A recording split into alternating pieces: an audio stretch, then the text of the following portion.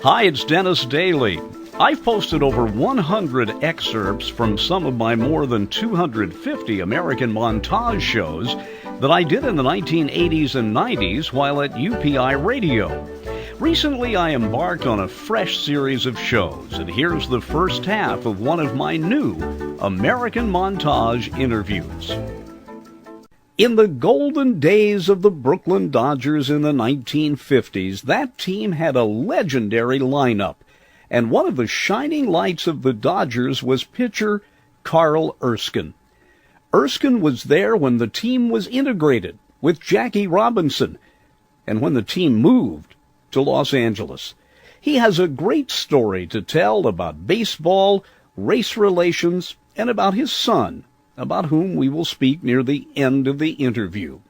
I first really got to know Carl Erskine after I saw a documentary based on a book on those teams in Brooklyn in the 1950s, The Boys of Summer. That the book was written by Roger Kahn, Boys of Summer. Became a classic, actually. The book itself got mixed reviews among the players who were actually involved in it. The piece you're talking about, the documentary, they eliminated the front end of that book, which was Roger Kahn's, his autobiography, actually. And then they just dealt with the players' portion of the book. Well, I think it's a little piece of history. It catches some, of course, most of my teammates now are deceased. A lot of them are. I just lost my roommate, Duke Snyder, last March. But my catcher, Campanella, Captain Pee Wee Reese, and Jackie Robinson, Gil Hodges, Ferrillo, that great team are all deceased now. Just a few, about 6 of us left off of that roster. But that piece I thought was well done. It was personal. The filming was done on site at each one of the players' own residence home. They filmed around my house, and I lived on the farm at that time, and so I was pleased they did it. When I look at that piece and I see my teammates young, alive, well, it's a nice piece to me. Well, that was such an incredible lineup. The names you mentioned, and I would probably add Preacher Rowe and Clem Labine in there, they were legendary. I mean, has there ever been, maybe except for the Yankees, has there ever been another team with a lineup with so many memorable people playing in the same decade? I get a lot of mail. I get doing interviews about that team. It stays alive. I think there was some kind of a romance going on there with the Dodgers in Brooklyn. Then I think that transferred to, everybody claims they're America's team, but we played the Yankees in my era 5 times in the World Series, and we had a heck of a time beating them. And I think the world out there pulled for the Dodgers because they hated the Yankees. I think that's a very common way people feel. But somehow, when that team won the World Championship for its only time in Brooklyn, and in the history of that franchise, that's the only World Championship in 1955. And then, lo and behold, 2 years later, that team moves to California, 58. We moved to California. And when I'm asked, how does this mystique still hang around so long with the Brooklyn Dodgers, I kind of relate it to a young person who, in the prime of life, is taken from us some way, an accident or premature illness or something, and they're gone, bingo. That's what happened to that team in Brooklyn. It was all these stars you mentioned. All of a sudden, there's no ball game today in Brooklyn. Ebbets Field is empty, and I think that made an impact that has carried over. But I'm thankful for it. I benefit. I call it a dividend from my baseball careers to have youngsters write to me, guys in prison write to me, people overseas write. They've read about of course, I have to admit that when a kid's write, they usually say, "Dear Mr. Erskine, I didn't see you pitch, but my grandfather did." Well, I take that in stride. Well, Carl, whenever that move occurred, did the people in Brooklyn and the team have an inkling that this was going to happen, or was it, you and I both being from Indiana can relate to this, that when they announced in South Bend Studebaker was closing and everybody's heart sank? Well, I think Brooklyn had lots of clues leading up to the actual move. Mr. O'Malley, who gets the blame, so to speak, hung in effigy in the streets of Brooklyn for moving the team, I think somewhat unfairly, because he did try for 2-3 years to cut a deal with the city of New York to move the franchise to another spot in Brooklyn. He didn't want to leave Brooklyn. But Bob Moses, who was the head of the parks and had a lot of power in the administration at that time in New York, his plan was to move the team to Long Island, to the Queens. And Mr. O'Malley said, that's 30 miles away from Brooklyn. Then they romanced him from California, and he said, what's the difference if I move 3,000 miles or 30 miles? You're still moving me out of Brooklyn. He was a New Yorker, and he did not plan to move the team out of Brooklyn, but he's also a futuristic thinker. Talked to me about a dome stadium years before the stadium was built in Houston, first dome stadium. Mr. O'Malley was predicting a climate-controlled environment that you could play games regardless of what was happening outside. So he's a futuristic thinker, and he took this opportunity to go to the West Coast as like a pioneer. No one relates the jet plane to that move, but it wasn't possible to go to the West Coast, keep a schedule in baseball with trains, buses, or even the old piston planes. Now, before that, was Kansas City the farthest west team or St. Louis? St. Louis, in my era, was the farthest team west. Now, eight teams in each league. On the West Coast, though, and I'm sure that you heard about this from Jackie Robinson, there was a thriving West Coast baseball league. Well, they always said that the West Coast folks always said that that league was AAA was the big leagues. It was not. Some of the superstars that excelled in that league came to the majors and didn't stick. I could name you a few home run hitters that were big in the West Coast League, but it was good baseball, no question about that. But it was Major League Baseball. Let's talk about the atmosphere there in Brooklyn. I know in previous interviews and conversations we've talked about how low the compensation was. Is it not true that in that era, in the 50s, many of those guys who were superstars on the Dodgers had to work a second job in the off-season?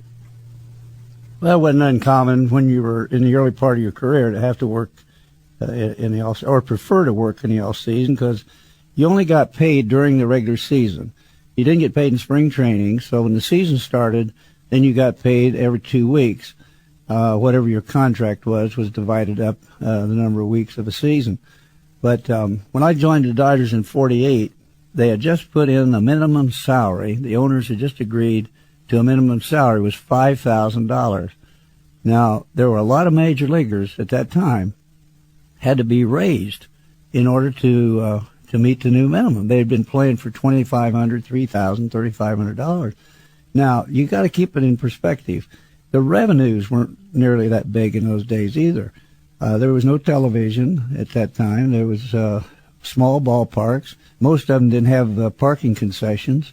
If you go to Wrigley Field today, it's a neighborhood ballpark, and you got to park in somebody's backyard or in a filling station, or there's hardly any parking available. That was the way the old parks were. So the revenue streams weren't very big, and the benchmark was to draw $1 million, and those clubs would make some money. But anybody that drew less than $1 million, it was always questionable whether. I think they used to say about a third of the franchises in those years did not make any money. So there was not a very big pot to divide. Well, now, one of the things that they brought out in the documentary, The Boys of Summer, is that wonderfully affectionate nickname you had, for Erskine, but in Brooklyn it was Oisk. Well, they had a roll of the tongue there that, and I always remember my first day I joined the Dodgers. I came from Fort Worth, Texas, and it was mid-season, and I had my duffel bag, and on the side was Fort Worth Cats, was the name of the team in Fort Worth. And I walked into the rotunda at Ebbets Field trying to figure out what gate I should go in to go to the locker room. Well, there was a line of people waiting in line at the ticket counter in the rotunda. And I heard this voice. And this is how I got introduced to Brooklyn, because these people knew this hotshot kid was coming up from the Texas League, was going to save them. And I heard this voice say, "Hey, it's Erskine from Fort Worth." That's how I was introduced to Ebbets Field. Well, that Fort Worth being corrupted by Brooklynese adds a whole extra layer I hadn't heard before. Well, they called me Carl. There was no R in my first name. It was Carl. Attaboy, Carl. Throw it through his head. That was encouraging yells from the stands. But if you had a bad day, trade him to the Giants. Absolutely. Carl, you spent your entire time in the major leagues with one team. Is that a common thing for players? I'm trying to think of some others who did that. There aren't that many. Well, it was reasonable in those days that you stayed with the same team because if you were producing, you could be sold or traded. Remember, the reserve clause tied the player to that team he's first signed with forever. That first contract you signed with the Dodgers meant that they owned me indefinitely. Now, free agency changed that, but in those years, up until the 70s, I think, when free agency came in, when you signed a team, you belonged to them, and then you were on one-year contracts. So we'd sign, and it was like on commission. You go in and talk about your next year's salary. You talked on the basis of what you did last year. If you had a good year, you were expecting a raise. Well, I used to say Mr. Rickey, was a great man. I admired him immensely. He's next to my dad. I'd say Mr. Rickey was the most influential person in my life, man at least. But you'd go in to see Mr. Rickey after a good year, and he would set the stage by saying, "Well, son, you had a nice year. Now you're feeling good, We've decided," he'd say, "to let you come back." Well, that was sort of the way it was. You didn't have any choice. You didn't really have a negotiating position. You had a discussion. What will you be comfortable playing for this year? What would you, what can we pay you that, So there wasn't any real negotiating ability for the player. I never felt like a slave, though. I was so glad to be there. And I think most of the players, whether it was planned or unplanned, I think the clubs used that. They knew we wanted to be in the big leagues. What did it feel like coming from Anderson, Indiana, which isn't the smallest town in the world, but it's there at that time very rural, going to Fort Worth, and you take the mound for the first time in Brooklyn? I'm sure you can remember every pitch you threw that day. Yeah, it was true. Well, I was married to my high school sweetheart, and we had one child. When I won 15 games in 1948, the first half of the season in Fort Worth, so they called me to Brooklyn. And so here's a young couple, hardly been out of the county, going into the major city. But I'll tell you what I found out in Brooklyn, and maybe New Yorkers in general. When 9/11 happened, I think we got a glimpse of true New Yorkers, caring people, family people, and that's the way we got treated. We lived in a basement apartment the first season I played in Brooklyn, a family named Pepperman, and they were just kind to us. It was a small place, but we didn't make a lot of money, and couldn't stay in a major hotel. But we stayed in a basement apartment. I did my job, got through that season, came back the next year. You always had to find a place to live during the summer. But the neighborhoods, we ended up in Bay Ridge, and we were like, we go back each year at the same place. We got to know the barber, the baker, the deli guy, the cab drivers, So we got to be a piece of the neighborhood. I'd pitch a good ball game, shutout, no-hitter or something, come home, they'd have a street party. And there was a deli down the block, a guy named Abe Myerson, and Abe had about 6 little red-headed kids. But every time I'd pitch, win, lose, or draw, he was at my door the next day with 2 big bags of deli groceries. Oh, wow. And I'd say, Abe, you can't do that. Here, I'll pay. No, you can't pay. You shouldn't pay rent. You guys shouldn't pay for gas. You shouldn't pay anything. You're Brooklyn. You're part of it. You're the team. Now that was just the way we were embraced by, hey, listen, I still hear from the neighbors at Bay Ridge. We had a couple girls in their teens or babysitters, and we still hear from them. I'll tell you one. I had a fan club in Brooklyn, little teenage girls. They're all grandmothers now. They still keep in touch with me. I think that's wonderful. Before going on the air, a friend of mine wanted me to ask you if you ever met Babe Ruth. I came up in 48, and Babe Ruth was in the hospital. But I had an interesting experience. We won the pennant in 49, and so I had my parents come to New York. I wanted to show them around. And we went to Statue of Liberty, and we did all that. But I took them to a restaurant, Toots Shores, in New York. And that was a famous restaurant in those days. And you could be eating in a restaurant, and John Wayne might walk in, or some the president might even walk in. I mean, you could see anybody at Toots Shores. Well, I was eating there with my mother and dad, and I'm just in my second year in baseball in the big leagues. And a guy came to the table, and he said, there's a lady just behind you at the table would like to speak with you. I said, gee, I didn't know me. I didn't know anybody would recognize me. Well, I got up and stepped to the table, and this lady spoke to me, and she said, Carl Erskine, yes. She said, I'm Claire Ruth. I'm Babe Ruth's widow. And she said, I heard you were here, and I thought you might like to know something. In Babe's last days in the hospital, he watched every game in New York. And when you came up, you pitched. I was 5-0 my first 5 games. And she said, Babe said, that kid's going to make it. Now, I never met Babe Ruth, but I came close. Wow, what a marvelous story. Let's talk about the 53 season. You won 20 games, and you set a World Series record. And I'm trying to remember the pitcher. Sam, was it Koufax who finally eclipsed that record? That's true. 10 years to the same date, October 2nd. I set the record in 53 on October 2nd. Koufax broke my record. I was in the stands that day in Yankee Stadium. I watched him get 15 strikeouts on October 2nd. And, of course, in 68, I think it was, I was in Detroit watching Bob Gibson pitch against the Tigers and Denny McLain. Gibson got 17. So Gibson owns the record today.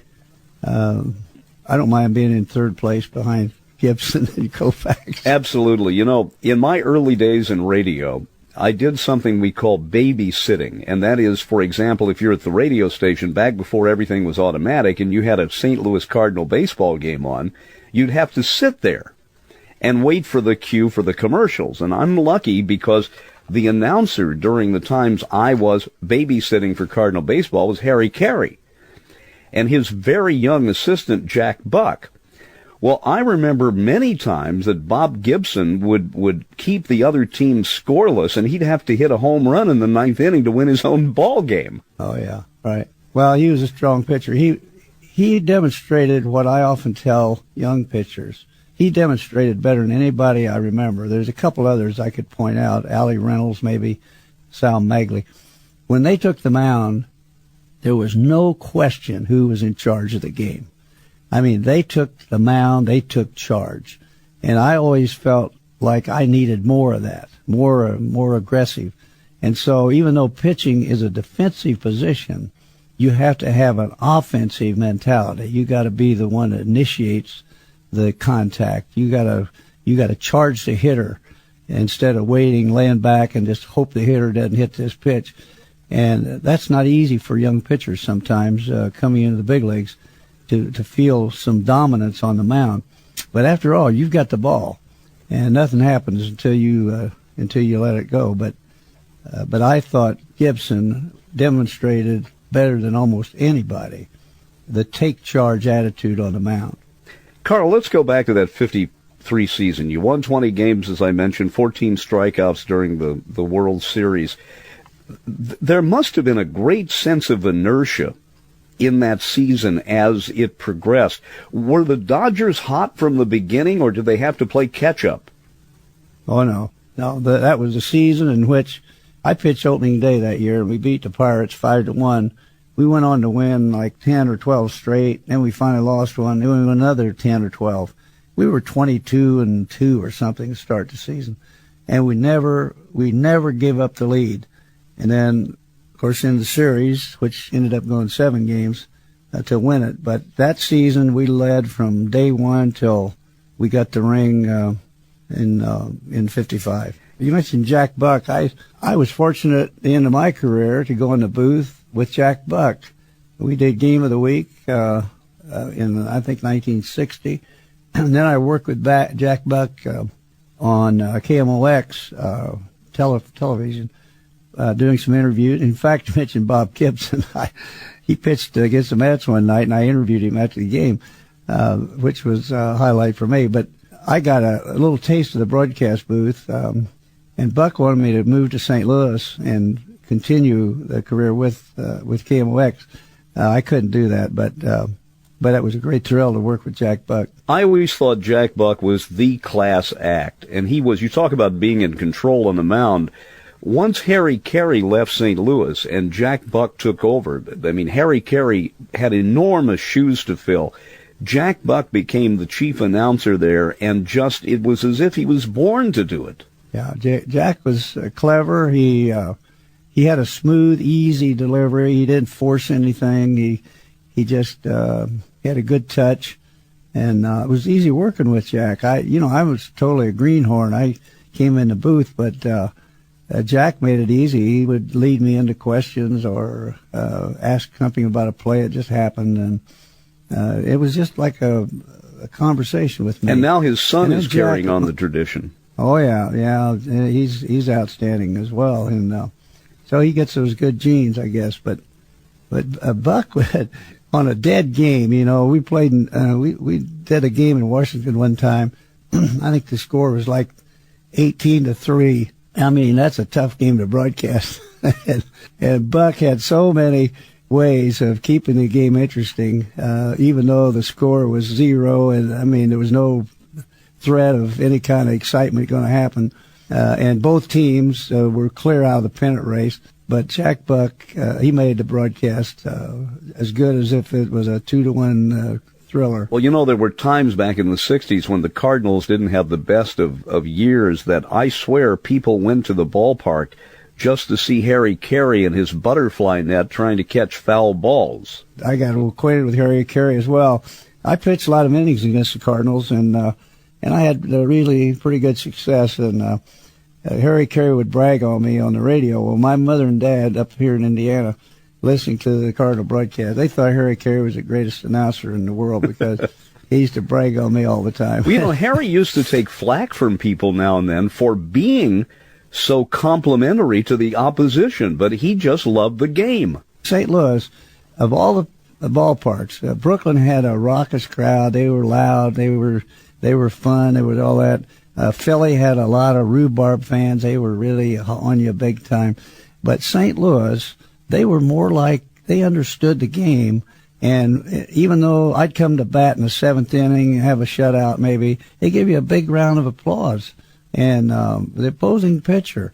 But they were, the fans, I always said the St. Louis fans, other than the great support we got in Brooklyn, they were the best baseball fans in the league because they appreciated the game, even though they might have to applaud. Now, maybe it was a trade-off because Musial must have hit 600 at Ebbets Field, and that's where he got the nickname Stan the Man, because he manhandled us in Ebbets Field with a short right field fence, and the fans in Brooklyn loved Musial.